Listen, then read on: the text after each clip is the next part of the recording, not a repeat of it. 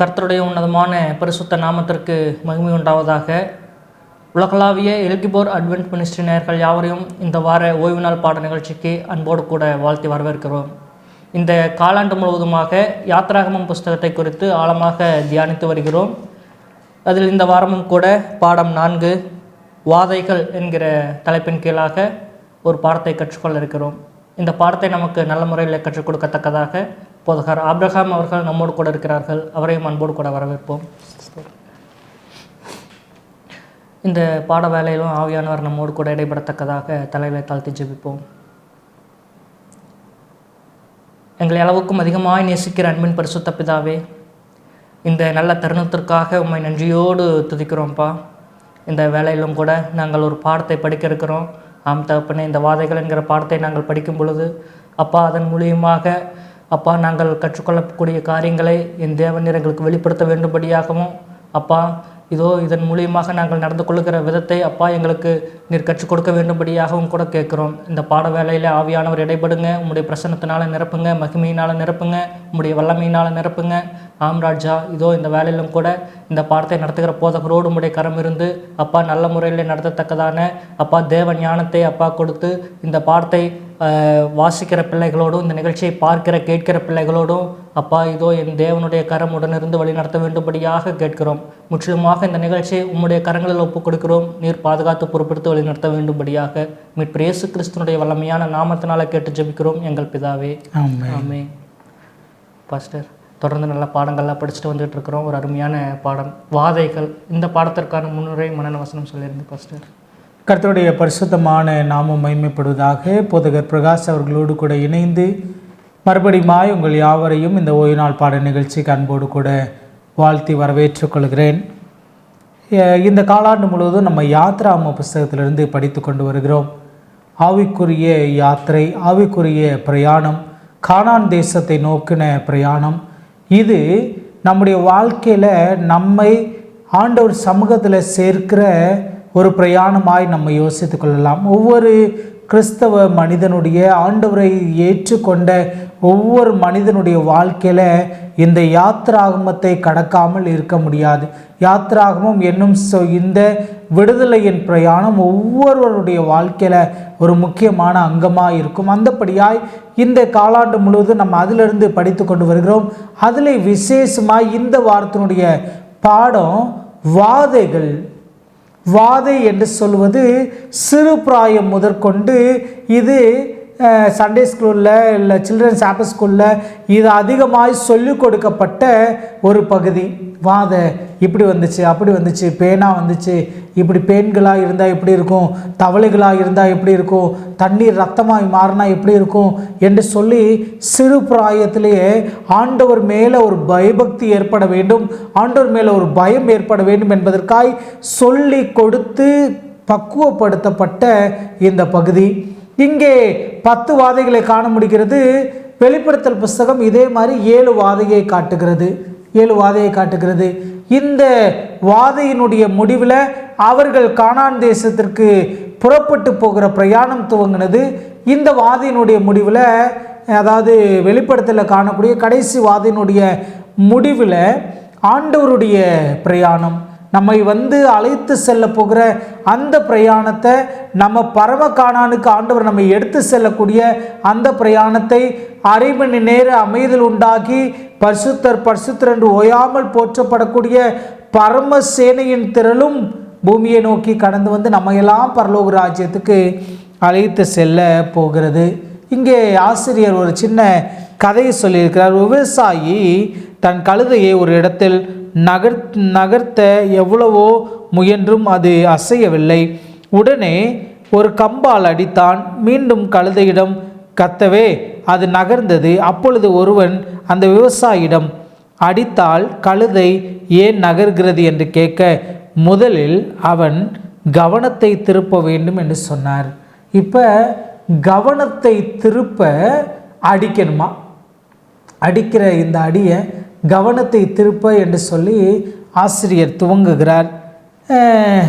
இஸ்ரவேல் ஜனங்கள் எகிப்திலிருந்து, அந்த அடிமைத்தனத்திலிருந்து ஆண்டவர் முன்குறித்த அவர்கள் கட்டாத வீடுகள், அவர்கள் கட்டாத மனைகள், அவர்கள் நடாத திராட்சை தோட்டங்களை எல்லாம் ஆயத்தம் பண்ணி வைத்திருக்கிற பாலும் தேனும் ஓடுகிற செழிப்பான அந்த தேசத்திற்கு ஆண்டவர் வழிநடத்தி கிளம்புகிறார். வழிநடத்த இப்போ இறங்கி வந்து வழிநடத்த முற்படுகிறார். யோசேப்பை அறியாத வேறொரு ராஜன் என்று சொல்லும்போது, யோசேப்பு என்ற அந்த தனி நபரை அறியாத அல்ல, அந்த நபரை ஜீவரட்சணைக்காய் அனுப்பி அதன் மூலமாய் தேசத்தை பாதுகாத்து உணவு திட்டத்தை போட்டு அதன் மூலமாக வந்த அந்த கனவுக்கு இணையாய் செழிப்பான நாட்களில் சேமித்து வச்சு அதில் வரப்போகிற பஞ்ச காலத்திற்கு பாதுகாத்து கொடுத்து எகிப்தை அந்த நாட்களில் அவருடைய நாட்களில் இருக்கக்கூடிய எல்லா தேசத்திலும் வல்லரசாய் மாற்றினதற்கு உதவியாக இருந்த அந்த தேவனை யாருன்னே தெரியாதுன்னு இந்த ராஜா சொல்கிறான். இப்போ அந்த தேவன் தான் மேலே வானத்திலும் கீழே பூமியிலும் எல்லா தேவர்களுக்கு மேலே அவர்தான் தேவன் என்று காட்டவும், இவர்கள் நம்பின இந்த தேவர்கள் அவங்களுக்கு உதவி செய்ய மாட்டாங்க என்று காட்டுவதற்கு ஆண்டவர் வாதையை அனுமதிக்கிறார். இந்த வாதைகளை குறித்து இந்த நாளில் நம்ம பார்க்க போகிறோம். 10 வாதைகள். அந்த 10 வாதைகளில் 9 வாதையை பார்க்க போகிறோம். 3 பிரித்து பார்க்க போகிறோம். 3க்கும் ஒரு யூனிக்னஸ் இருக்குது. 3 வாதையாக பிரித்து 9 வாதையை பார்க்க போகிறோம். அடுத்த பாடத்தில் 10வது வாதையை பார்க்க போகிறோம். இந்த வார பாடத்தினுடைய மனன வசனம் யாத்ராமம் 9வது அதிகாரம் 35வது வசனம். கர்த்தர் மோசேயை கொண்டு சொல்லியிருந்தபடியே பார்வோனின் இருதயம் கடினப்பட்டது, அவன் இஸ்ரவேல் புத்திரரை போக விடவில்லை. ஏன் கடினப்பட்டது? ஆண்டவர் கடினப்படுத்தினாரா? ஏன் அவன் போக விடவில்லை என்பதை இந்த வார பாடத்தில் நம்ம படிக்க போகிறோம். மிகவும் அருமையான முன்னுரை கொடுத்துட்டீங்க பாஸ்டர். பாடத்தின் கேள்விகளுக்குள்ளாக போகலாம். நம்முடைய மெய் தேவனுக்கு விரோதமாக எகிப்தியர் தொழுது கொண்ட அந்த தெய்வங்கள் எல்லாம் யார் பாஸ்டர்? எகிப்தியர்கள் பல தேவர்களை கொண்டாடினாங்க, தொழுது கொண்டாங்க. எகிப்தியர்கள் 1500க்கு அதிகமான தேவர்களையும் தேவதைகளையும் வணங்கினார்கள். எகிப்து தேவர்கள் மேல் நீதியை செலுத்துவேன் என்று வேதாகமம் தெளிவாக சொல்கிறது. யாத்ராகமம் 12:12 நம்ம வாசித்தோம் என்று சொன்னால், அந்த ராத்திரியிலே நான் எகிப்து தேசம் எங்கும் கடந்து போய் எகிப்து தேசத்திலுள்ள மனிதர் முதல் மிருக ஜீவன்கள் மட்டும் முதற் பேராயிருக்கிறவைகளை அதம் பண்ணி எகிப்தின் தேவர்கள் மேல் நீதியை செலுத்துவேன், நானே கர்த்தர். இப்போ எகிப்து தேசத்தில் அவங்க நம்பின அந்த தேவர்கள் மேலே ஆண்டவர் நீதியை செலுத்துகிறார். சரி, என்ன இவர் நீதியை செலுத்தணும்னு ஏன் இங்கே வார்த்தை இப்படி சொல்லுகிறது என்று சொன்னால், ஆண்டவர் சிருஷ்டித்தார், அவர் சிருஷ்டிகர்த்தர், அவர் வானத்தையும் பூமியையும் சமுத்திரத்தையும் நீரூற்றுகள் எல்லாவற்றையும் உருவாக்கினவர். அவர்தான் திட்டத்தை உருவாக்கினார். அவர்தான் இந்த உணவை இது சாப்பிட வேண்டும். உதாரணத்துக்கு நம்ம யோசித்துக் கொள்வோமே, தேனீக்களை குறித்து சொல்லும்போது சொல்லுவாங்க, தேனீக்கள் இல்லை என்று சொன்னால், ஒரு தேனீ கூட இல்லாமல் இந்த உலகம் இருந்தது என்று சொன்னால் 5 நாட்களுக்குள்ள இந்த உலகமே அழிந்து விடுமா. ஏன்னா மகரந்த சேர்க்கை நடக்காது, பூக்கள் பழங்களாய் மாறாது. இந்த காரியம் ஏற்படுவதற்கு என்ன வேணும் அப்படின்னு ஆராய்ச்சியாளர்கள் சொல்கிறாங்கன்னா, வண்டு வேணும், இந்த தேனீக்கள் வேணும், இந்த பூச்சிகள், இந்த நுண்ணுயிர்கள் வேணும். சரி, அந்த நுண்ணுயிர்களாக இருந்தால் அது என்னுடைய சூழ்நிலை வேற, அது இன்னொரு பாதிப்பை ஏற்படுத்தும். அதை சொல்லுவாங்க, எலியை பிடிக்கிறதற்காக நிறைய பாம்புகளை வளர்த்தாங்க, கடைசி பாம்பு அதிகமாகிடுச்சு, பாம்பை கொள்ள வேறு காரியத்தை வளர்த்தாங்கன்னு சொல்லுவாங்க. இப்போ உணவு சங்கிலியில் ஒவ்வொன்றும் ஒவ்வொன்றை அடித்து ஒரு சமநிலையை படித்து கொண்டே இருக்கிறது. தேவசாயலாய் படைக்கப்பட்ட மனிதன் மாத்திரம் பாதுகாக்கப்பட்டு கொண்டிருக்கிறான். இப்போ இதெல்லாம் உருவாக்கின ஆண்டவரை மறந்து இவங்கெல்லாம் அந்த சிருஷ்டிகரை தொழுது கொள்ளாமல் சிருஷ்டியை வணங்கி சேவித்தாங்க. ஒவ்வொரு தெய்வங்களை பேர் வச்சுட்டு இந்த தெய்வங்கள் தான் இதை செஞ்சதுன்னு சொல்கிறாங்க. இப்போ உதாரணத்திற்கு சொல்ல வேண்டும் என்று சொன்னால், நைல் நதியை ஹப்பி தேவதையாய் அவர்கள் வணங்கினாங்க. நம்ம நாட்டில் இந்திய தேசத்திலையும் அவ்விதமான கலாச்சாரம் இருக்கிறது. எல்லா நதிகளுக்கும் பெண் பெயர்களை வைத்து அவர்களை பெண் தெய்வங்களா, காட் ஆஃப் ஃபெர்டிலிட்டி, அவங்க தான் நமக்கு உணவு தேவையை சந்திக்கிறவங்க, இனப்பெருக்கத்தின் தேவையை சந்திக்கிறவங்க என்று சொல்லி பெண் தெய்வங்களாய் வருவித்து கொண்டார்கள். கங்கா, யமுனா, காவேரி என்று சொல்லி பெண் தெய்வங்களாய் வழிபட்டார்கள். அதே போல் அவர்களும் செய்தார்கள். எகிப்தில் யுரேயஸ் என்பது நாகப்பாம்பின் உருவம் அணிந்திருந்தால் வாட்செட் என்ற தெய்வதை பாதுகாப்பாக இருப்பதாய் எகிப்தியர்கள் நம்பினாங்க. அதே மாதிரி அவங்க கிரீடத்தில் அந்த யுரேயஸினுடைய பாம்பினுடைய வடிவத்தை அவர்கள் போட்டிருந்தாங்க. பண்டைய எகிப்தியர்கள் நெகப்காவ் என்னும் பாம்பு கடவுளை தொழுததாக கருதினாங்க. இப்போ அவர்கள் பாம்பை தெய்வமாக வழிபட்டாங்க, நதியை தெய்வமாக வழிபட்டாங்க, வண்டுகளை தெய்வமாக வழிபட்டாங்க. ஒவ்வொரு அமல்கமேசனாக உருவ தோற்றத்தில் மாற்றம் இருந்த அந்த எகிப்தின் தெய்வங்களை வழிபட்டாங்க. எகிப்தின் தெய்வங்களை அவர்கள் வழிபட்டாங்க. அவர்களையெல்லாம் தண்டிக்கும்படியாய், அவர்களெல்லாம் உங்களை காப்பாற்றலை, நான் தான் உங்களை காப்பாற்றுகிற மெய்யான தேவன் என்று காட்டுவதற்காய் பரலோகத்தின் ஆண்டவர் இந்த வாதையின் சூழ்நிலைகளை அனுமதிக்கிறார். இந்த கடவுள்கள் எல்லாம் உண்மை இல்லை, இதெல்லாம் நீங்களாய் வணங்கி சேவிக்கக்கூடிய தேவர்கள், இவங்க தேவதைகள், இவங்களுக்கு வல்லமை கிடையாது என்று சொல்லி ஆண்டவர் புரிய வைக்க முயற்சி செய்கிறார். அந்த சூழ்நிலையில் இவர்தான் மெய்யான தேவன் என்று சொல்லி ஆண்டவர் தன்னை காண்பிக்கக்கூடிய ஒரு சூழ்நிலை இருந்தது. மிகவும் அருமையாக சொன்னீங்க எகிப்தியர்கள் தொழுது கொண்ட அந்நிய தெய்வங்களை பற்றி. அப்போ பார்வோனுடைய இருதயத்தை கடினப்படுத்துறது யார் பாஸ்டர்? பார்வோனுடைய இருதயத்தை கடினப்படுத்தினது யார்? இங்கே அழகாக இந்த ஆசிரியர் ரொம்ப அழகாக கொடுத்துருக்கிறாரு. பார்வோனுடைய இருதயம் கடினப்பட்டதாக யாத்ராமத்தில் 9 முறை வருகிறது. தொடர்ந்து கொடுத்துருக்குறாங்க. ரோமர்லையும் பவுலார் எழுதுகிறார். மேலும் பார்வோனே தன் இருதயத்தை கடினப்படுத்தினதாக 9 முறை சொல்லப்படுகிறது. அதுலேயும் வசனங்கள் கொடுக்கப்பட்டிருக்கிறது. பார்வோனின் இருதயத்தை கடினப்படுத்துறது யார்? தேவனா அல்லது அவனேயா? யாத்ராமத்தில் உள்ள 10 வாதைகளில் முதல் 5 வாதைகள் ஒவ்வொன்றிலும் பார்வோனின் இருதயம் கடினப்பட்டதற்கு அவனே முழுக்க காரணம்.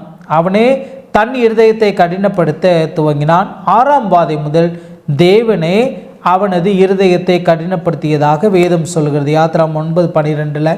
இவை அனைத்தும் என்ன காட்டுகிறது? தேவன் மோசேயிடம் சொன்னபடியே பார்வோனின் சொந்த தீர்மானத்தை தேவன் மேலும் பலப்படுத்தினார் அல்லது ஆழப்படுத்தினார் என்று சொல்லி அர்த்தம்.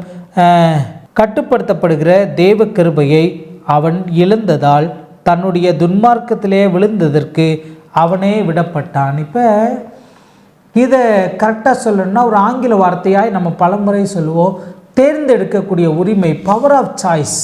இப்போ அவன் இருதயத்தை 5 முறை 5 வாதைகளில் அவன் கடினப்படுத்தினதாய் சொல்லப்படுகிறது. 6ஆவது வாதை முதல் 10ஆவது வாதை வரைக்கும் தேவன் அவன் இருதயத்தை கடினப்படுத்தினார் என்று சொல்லப்படுகிறது. இதில் நிறைய தியரிஸ் இருக்கிறது, நிறைய புரிந்து கொள்ளுதல் இருக்கிறது. யதார்த்தமாய் நம்ம இப்போ படிக்க போகிற இந்த பாடத்திற்கு ஊழியக்காரன் என்ற முறையில் என்னுடைய புரிந்து கொள்ளுதலை உங்கள் கண்களுக்கு முன்னால் வைக்கிறேன். என்னன்னு சொன்னால், இந்த தேவர்கள் உங்களை காப்பாற்ற மாட்டாங்க. இந்த மிருக ஜீவன்களை நீங்கள் நம்பி இதன் மூலமாகத்தான் விவசாயம் நடக்கிறது, இதன் மூலமாக தான் இனப்பெருக்கம் நடக்கிறது, இதன் மூலமாய் தான் நம்ம வாழ்க்கை நடந்து கொண்டிருக்கிறது என்று சொல்லி நம்பின அந்த எகிப்தியர்களுக்கு அவைகள் உண்மை இல்லை, அவைகள் உங்களை காப்பாற்ற முடியாது, காப்பாற்றுகிறவன் நான் தான் என்று சொல்லி ஆண்டவருடைய ஜனத்திற்கு ஒரு பாதுகாப்பை கொடுத்து அப்படியே வித்தியாசப்படுத்தி ஆண்டவர் காட்டுகிறார். சில நேரம் நமக்கும் கூட இது போல ஒரு ஒரு எதிர்பார்ப்பும் கூட இருக்கிறது. நான் ஆண்டவரை தொழுது கொள்வதனால எனக்கு வித்தியாசத்தை ஆண்டவர் காட்டணும்னு நம்ம நினைக்கிறோம். வித்தியாசத்தை ஆண்டவர் காட்டினார். வித்தியாசத்தை காட்டுவதற்கும் இந்த தேவர்கள், இந்த பிரதானமான இந்த 10 தேவர்கள், இந்த 10 நம்பிக்கைகள் பொய் என்று காட்டுவதற்காய் இதை ஆண்டவர் சில நேரம் அந்த இருதயத்தை கடினப்படுத்தி கற்றுக் கொடுக்கிறார். இப்போ இதை கொஞ்சம் புரிஞ்சுக்கிற மாதிரி சொல்லலாமே. சில நேரம் ஆண்டவர் என்ன செய்கிறார்னா, கடிந்து கொண்டு சிட்சித்து அதன் மூலமாகவும் புரிய வைக்கிறார். இருதய கடினத்தை பார்வோன் இடத்துல கொடுத்தார். இப்போ இதை புரிஞ்சுக்கிறோமே. ஒரு 5 வாதையில் அவன் இருதயத்தை கடினப்படுத்துகிறான். 5வது வாதையினுடைய முடிவில் ஆண்டவர் கடினப்படுத்தலைன்னு வச்சுக்கோங்களேன். இந்த 5 தேவர்கள் தான் தோற்று போயிட்டாங்க இந்த தேவனுக்கு முன்னால். மீதி இருக்கிற 5 ஜெயித்ததுன்னு நம்பியிருப்பாங்க.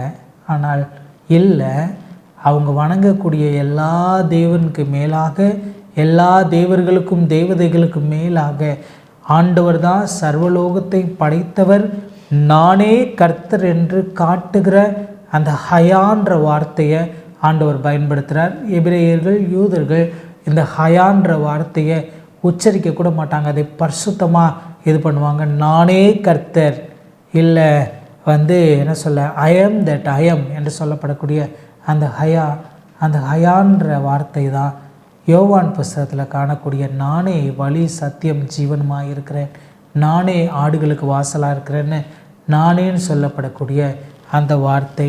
பார்வோனுடைய இருதயத்தை தேவன் கடினப்படுத்தினாரா, மனிதன் கடினப்படுத்தினானா, அவனாக கடினப்படுத்தி கொண்டானா என்று சொன்னான். சில நேரம் அவன் கடினப்படுத்தி கொண்டான், சில நேரம் ஆண்டவர் அந்த கடினத்திலிருந்து மனம் மாற விடாமல் ஒரு நிலைநிறுத்த செய்தார். இதை அப்படியே நம்ம புதிய ஏற்பாட்டுக்கு எடுத்துகிட்டு வரப்போகிறோம். கிருபையின் கதவுகள் அடைக்கப்பட்ட பின்பு, க்ளோஸ் ஆஃப் ப்ரொபேஷனுக்கு அப்புறம், அநியாயம் செய்கிறவன் இன்னும் அநியாயம் செய்யட்டும், அக்கிரமம் செய்கிறவன் இன்னும் அக்கிரமம் செய்யட்டும், நீதி செய்கிறவன் இன்னும் நீதி செய்யட்டும். கரெக்டாக அந்த நிலையில் நீங்கள் நிறுத்தி கொள்ளுங்கள். இதுக்கப்புறம் மனம் திரும்புதலுக்கான வாய்ப்பு இல்லை. இப்போ மனம் திரும்புதலை ஏன் ஆண்டவர் மனம் திரும்புதல் இல்லாத அந்த நிலையை இருதய கடினப்பட்ட நிலையாக நம்ம வச்சுக்கிட்டோன்னு சொன்னால் ஆண்டவர் இதை அனுமதிக்கிறார். பவர் ஆஃப் சாய்ஸை ஃபஸ்ட்டு கொடுக்குறாரு. அது தேர்ந்தெடுக்காமல் அவன் தவறான காரியத்தை தேர்ந்தெடுக்கும் போது அதற்கான சீக்வன்சஸை அனுபவிக்க அவனுக்கு ஒரு சூழ்நிலையை கட்டளையிடுகிறார். அதை இதன் மூலமாக நம்ம புரிஞ்சுக்கலாம். அருமையான விளக்கம் கொடுத்துட்டீங்க பாஸ்டர். இப்போது முன்னுரையிலே சொன்னீங்க 3 வாதைகளாக பார்க்க போகிறோம் அப்படின்னு சொல்லி. அப்போ முதல் 3 வாதைகளை பற்றி சொல்லுங்கள். முதல் 3 வாதை இப்போ ஆசிரியர் அழகாக எழுதியிருக்கார். இந்த ஆசிரியனுடைய அந்த நோக்கம், அந்த எடுத்து செல்கிற விதம் உண்மையாகவே அழகாக இருக்கிறது. இந்த முதல் 3 வாதை இஸ்ரவேல் ஜனங்களையும் பாதித்தது. இதுதான் நம்ம புரிஞ்சுக்கிற வேண்டியது. இதை கொண்டு போய் நம்ம வரப்போகிற கடைசி 7 வாதைக்கு ஒப்பிட்டோம் என்று சொன்னால் இங்கே 10 இருக்குதே, அங்கே 7 இருக்குதே அப்படின்னு நீங்கள் யோசித்தீங்கன்னா, இந்த முதல் 3 அவங்களுக்கும் அனுமதிக்கப்பட்டதே, ஆண்டோடைய பிள்ளைகளும் அதை அனுமதித்தாங்களே, அதனால் பாதிக்கப்பட்டாங்களே என்ற நிலை வரும்போது, இந்த 3 கடைசியில் இருக்க போகிற பரிசுத்தவான்களுக்கு வேறு பிரிக்கப்பட்ட ஆண்டோடைய பிள்ளைகள் வரும்போது அந்த ஆண்டோடைய பிள்ளைங்களுக்கு இந்த வாதையை ஆண்டவர் அனுமதிக்கலை. அதிலிருந்து பிரிக்க போகிறார், 2ஆக பிரிச்சுறாரு. வாதை உன் கூடாரத்தை அணுகாது என்று சொன்ன அந்த வார்த்தையின்படி ஆண்டோடைய பிள்ளைங்களுக்கு கடைசி வாதையில் எதுவுமே வரப்போகிறது இல்லை. அதனால் அந்த 3 ஆண்டவர் எடுத்துட்டார். சரி, 3ல் முதல் வாதையை நம்ம எடுத்துக்கிட்டோம்னு சொன்னால், முதல் வாதை நைல் நதியின் தண்ணீர் ரத்தமாக மாறுறது. யாத்ராமம் 7:17-25. முதல் வாதை நைல் நதியில் வந்தது. நைல் நதியினுடைய தெய்வமாய் கருதப்பட்டது ஹப்பின்னு சொல்லக்கூடிய இந்த தெய்வத்திற்கு அவங்க மோசே போல் சின்ன பிள்ளைங்களை அறுத்து போட்டாங்க. அது இரத்த பலிகளாய் நர பலிகளாய் அந்த ஹப்பி தெய்வத்திற்கு கொடுத்தாங்க. ஹப்பி தெய்வத்தை உருவமாய் வழிபட்டார்கள். உயிரினங்களெல்லாம் அதுதான் பாதுகாக்குது, தண்ணீர் இல்லைன்னா வாழ முடியாது, இந்த நதி வற்றி போனால் ஒன்றுமே இல்லாமல் போயிடும், நைல் நதியினுடைய நன்கொடை இந்த எகிப்து, நைல் நதி இல்லாமல் எகிப்து இல்லைன்னு சொல்லி அதனுடைய வண்டல்களை நம்பினாங்க, அதனுடைய ஆசீர்வாதத்தை நம்பினாங்க. அதுலேருந்து வரக்கூடிய அந்த தண்ணீர் மூலமாக தான் ஆசீர்வாதத்தினுடைய மிகுதி இருக்குதுன்னு நம்பினாங்க. இந்த நம்பிக்கையை ஆண்டவர் முதலாவது உடைக்கிறார். மிருக ஜீவன்களை பாதுகாக்க இது இல்லை என்று சொல்லி அந்த தண்ணீரை இரத்தமாய் தேவன் மாற்றினார். அவருடைய வல்லமையை ஆண்டவர் வெளிப்படுத்தினார். அது பாதுகாக்கவில்லை, ஆண்டவர் தான் பாதுகாக்கிறார் என்று காட்டுகிறார். ரெண்டாவது வாத தவளை வாத ஹெக்கட் என்று சொல்லப்படக்கூடிய ஒரு தெய்வனை வணங்கினாங்க. அது என்ன தெய்வம் என்று சொன்னால், இந்த தவளை உருவத்தை கொண்ட அந்த தெய்வம் இது நைல் நதிக்கு அருகாமையில் அதிகமாக இருக்கும். இது பூச்சிகள் வண்டுகள் நமக்கு கேடு விளைவிக்கக்கூடிய வண்டுகளை சாப்பிடுகிறதா இருந்தது. இனப்பெருக்கம் செய்தது, அது ஒரு பாதுகாப்பை கொடுத்தது. இன்னமும் சீன தேசத்தில் அவைகளை தங்களுடைய ஆகாரமாய் கூட எடுத்துக்கிறாங்க. அதனுடைய தோள்களிலிருந்து சில மருத்துவத்தை எடுத்துக்கிறாங்க. இப்படி இருக்கிறது. எகிப்தியர்களும் அப்படி இதை தெய்வமாய் வழிபட்டார்கள். ஆனால் அது உங்களை காப்பாற்றவில்லை, நான் தான் காப்பாற்றுகிறேன் என்பதற்காய் அந்த தவளையும் ஆண்டவர் கொடுத்தார். அதனுடைய பெருக்கமாய் ஆண்டவர் அனுமதித்தார். மூன்றாவது வாதை ஹெப் என்று சொல்லப்படக்கூடிய ஒரு கடவுளாய் அதை வழிபட்டாங்க. அதனுடைய உருவத்தை கொண்ட, இந்த பேனுடைய உருவத்தை கொண்ட, அந்த கொடுக்குகள் கொண்ட ஒரு வித்தியாசமான தோற்றத்தை அவர்கள் தெய்வமாய் வழிபட்டாங்க. அது நம்மை பாதுகாக்கும், அது நம்மளை இது பண்ணுன்னு சொல்லி பாதுகாக்கிறது என்று நம்பினாங்க. ஆனால் இல்லை, அவைகள் அல்ல, தேவன் தான் காப்பாற்றுகிறார் என்பதற்கு ஒரு சாட்சியாய் ஆண்டவர் இந்த 3 அவங்களுக்கு அனுமதிக்கிறார். இந்த 3ம் யாருக்கும் பாதிப்பை ஏற்படுத்துகிறது என்று சொன்னால் கோசோன் தேசத்திற்கும் பாதிப்பை ஏற்படுத்துறது. ஆண்டவருடைய பிள்ளைகள் இருக்கக்கூடிய அந்த தேசத்திலையும் இந்த பாதிப்பு ஏற்பட்டது. இந்த பாதிப்பு ஒருவேளை அதை யோசித்து பார்க்க வேண்டும் என்று சொன்னால் நீக்கமர நிறைந்து எல்லா இடத்துலையும் இந்த பாதிப்பு ஏற்பட்டது. முதல் 3 வாதை. அடுத்த 3 வாதையை பார்க்க போகிறோம்.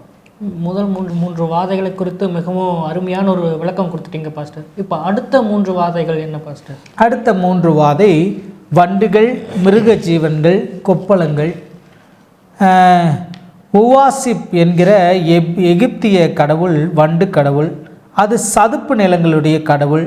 சூரிய உதயம், சிருஷ்டிப்பு, மறுசிருஷ்டிப்பின் கடவுளாக ஹெப்ரி கடவுள் தலை சாண வண்டு தலையை போல சித்தரிக்கப்பட்டிருந்தது. இது தெய்வங்களை தேவன் தோற்கடித்தார். இப்போ என்ன நடக்குது? அதன் பிறகு நேரிட்ட எந்த வாதையிலும் அவர்களை தாக்கவில்லை. இப்போ இந்த 3 வாதைக்கு அப்புறம் இந்த 4வது வாதையிலிருந்து எதுவுமே யாரை தாக்கவில்லை என்று சொன்னால் இஸ்ரவேல் ஜனங்களை தாக்கவில்லை. இதற்கு இன்னொரு பார்வையாய் நான் வைக்கணும்னு ஆசைப்பட்றேன். உங்கள் ஆவிக்குரிய சிந்தனையோடு கூட அதை சிந்தித்து பார்த்தீங்கன்னா, அவங்க தான் நைல் நதியை நம்பினாங்க, அவங்க தான் இந்த தவளைகளை நம்பினாங்க, அவங்க தான் அந்த பேன்களை நம்பினாங்கன்னா இவங்களுக்குள்ளாயும் கொஞ்சம் நம்பிக்கை இருந்தது. இதை புரிஞ்சுக்கிறதுக்காக ஒரு உதாரணத்தை சொல்கிறேன். அந்த உதாரணம் பல பேர் ஏற்புடையதாக நீங்கள் பார்த்துருக்கலாம். ஒருவேளை அந்த பழக்கம் இருந்தால் நீங்கள் விடணும் என்பதற்காக தான் இந்த தகவலை சொல்கிறேன். ஒளி பிரகாசத்தை மனிதனுடைய பெரிய கிருபையாய் நம்ம நம்புகிறோம். சூரிய ஒளி வரலன்னு சொன்னால், சூரிய உதயம் ஆகலைன்னு சொன்னால் நம்முடைய நிலை என்னவாகுன்றது நமக்கு தெரியல. அந்த நிலையில் விளக்குகள் கொளுத்தப்படுகிறது, வெளிச்சம் விடப்படுகிறது, லைட்டு போடப்படுகிறது. இன்றைக்கும் கிராமப்புறங்களில் பல வீடுகளில் லைட்டு போட்டவுடனே கும்பிடுவாங்க, லைட்டு போட்டவுடனே உச்சுன்னு சொல்லுவாங்க. கிறிஸ்தவ வீடுகளும் கூட சில வீடுகளில் அப்படி செய்வாங்க. அப்போ ஒளி ஆண்டவர் கொடுக்குறாரு, இப்போ லைட்டு தான் போடப்படுது. அந்த லைட்டை நம்ம ஆஃப் பண்ணிக்கலாம், ஆன் பண்ணிக்கலாம். இது ஏன்டா அந்த கருகலான நேரத்தில், இந்த கஷ்டமான நேரத்தில் லைட்டு வந்தோடனே கும்பிட்றான்னு சொன்னால் ஒரு நம்பிக்கை. ஒளி தெய்வத்தை இந்த உலகம் நம்பிக்கொண்டிருக்கிறது. அதை இவங்களும் கொஞ்சம் பிடிச்சிக்கிட்ட மாதிரி இருக்குது. அது மாதிரி இந்த 3 கடவுளையும், நைல் நதியையும், தவளையும், வண்டையும் யாரும் பிடிச்சிக்கிட்டாங்க அப்படின்னு கேட்டிங்கன்னா, இந்த யூதர்களும் என்ன செஞ்சுக்கிட்டாங்க, இந்த பேன்களையும் யார் பிடிச்சிக்கிட்டாங்கன்னா இந்த யூதர்கள் பிடிச்சிக்கிட்டாங்க. ஒருவேளை அந்த நிலையிலேருந்து இப்போ கடந்து வந்தோம் என்று சொன்னால் இல்லை, இனப்பெருக்கத்தினுடைய தெய்வம் சூரிய கடவுளை, சந்திர கடவுளை இது இல்லை என்று சொல்லி இந்த வண்டுகளை என்ன பண்ணாங்க, இந்த வண்டுகளை அவர்கள் தொழுது கொண்டாங்க. எகிப்தியர்களுக்கு பிரித்து, கோசோன் நாட்டை பிரித்து, இந்த வண்டுகள் உங்களை காப்பாற்றவில்லை என்று சொல்லி வண்டுகளை கொண்டு முதல் வாதிக்கிறார். அதாவது 4வது வாதை எகிப்தியர்களுக்கு மாத்திரம். இது முதல் வாதையாக நம்ம யோசித்துக்கலாம். எகிப்தியர்கள் மாத்திரம் இருக்கக்கூடிய முதல் வாதை. ஒருவேளை இங்கே தான் இந்த எகிப்தியர்களுக்கு, இந்த ராஜாவுக்கும் ஒரு கடினத்தன்மை தெரிஞ்சிருக்கும். ஐயோ, இது வரைக்கும் 2 பக்கமும் அனுபவிச்சுட்டு இருந்தனால பாதிப்பு வந்தது எல்லாருக்கும் என்று விட்டுருக்கலாம். ஆனால் இப்போ தான் பிரித்து காட்டுறாரு. கோசோன் தேசத்தில் ஒன்றுமே இல்லை, ஒருவேளை நான் யோசித்து பார்க்குறேன், இங்கே பார்த்தா வண்டுகளாக இருக்குது, அப்படியே ஒரு ஒரு எல்லை கோடாக நம்ம ஒரு கோடை யோசித்துக்கிறோமே, அந்த கோட்டுக்கு அந்த பக்கம் ஒரு வண்டு கூட வரல. எல்லா வண்டும் இங்கே அப்படியே தூசிகள் எலும்பி வண்டுகளாக மாறுற மாதிரி வந்துகிட்டு இருக்குது. நடக்க முடியலை, நிற்க முடியலை, உட்கார முடியலை, வாய்க்குள்ளே போகுது, கண்ணுக்குள்ளே போகுது, எல்லா காதுக்குள்ளே போகுது, எல்லா ஓட்டைகளுக்குள்ளே இந்த வண்டுகள் நுழைகிறது. ஆனால் கோசம் தேசத்துக்கு அப்படியே அந்த கோட்டுக்கு அந்த பக்கம் எதுவுமே இல்லை. ஆண்டவர் அப்படியே பிரித்து காட்டுகிறார். 5வது வாதை, மிருக ஜீவன்கள். பசுவை தலையாக சித்தரிக்கப்பட்ட ஹெத்தோர் என்கிற எகிப்திய பெண் தெய்வமாக, காதல் தெய்வமாகவும் பாதுகாப்பின் தெய்வமாகவும் கருதப்பட்டது. காளை கடவுளாக எப்பீஸ் கடவுள் பண்டைய நாகரிகத்தில் இருந்தது. இப்போ இதை என்ன பண்ணாங்க, பசுவையும் காளையும் தெய்வமாக வணங்கினாங்க. அதுதான் நமக்கு பால் கொடுக்குது. இன்றைக்கும் கோமாதான்னு வணங்கி கொண்டிருக்கிறாங்க.